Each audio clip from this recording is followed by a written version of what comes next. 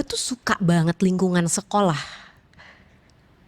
Oke, dan itu selalu, pokoknya setiap gue ngomong itu gue selalu ada ngerasa kayak mini embarrassment, karena gue merasa kayak itu sesuatu yang mungkin cukup, orang kadang-kadang merasa cukup aneh, tapi gue tuh suka banget aja. Gue suka banget berada di sekolah, gue suka mojok sendiri baca buku, gue suka lingkungan ngeliat ada guru-guru, gue suka, pokoknya jadi gue merasa itu sesuatu yang enjoyable dan sesuatu yang I look forward to every day.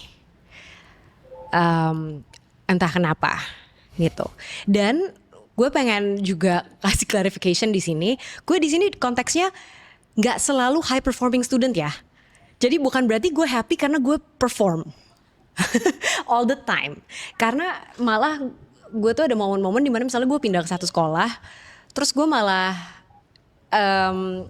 sempet ikut kayak support class, atau kayak dibilang kayak oh mungkin Maudi nih kalau misalnya dia nggak catch up mungkin nggak naik kelas gitu-gitu tuh ada momen-momen gitu. Tapi Ada struggle-nya lah gitu ya. even in those moments of struggle, gue tuh merasa sekolah tuh sesuatu yang gue look forward to gitu, karena mungkin ya gue merasa itu tempat dimana gue selalu mendapatkan sesuatu hal baru, dan walaupun gue struggle, pada saat gue merasa bisa, itu sesuatu yang somehow satisfying buat gue.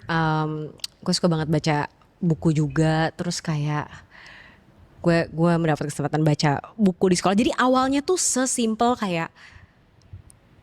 seperti itu.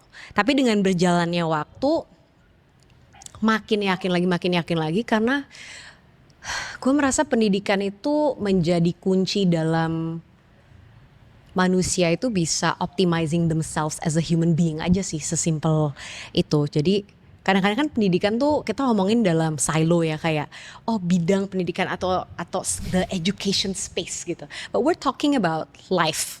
Menurut aku, we're talking about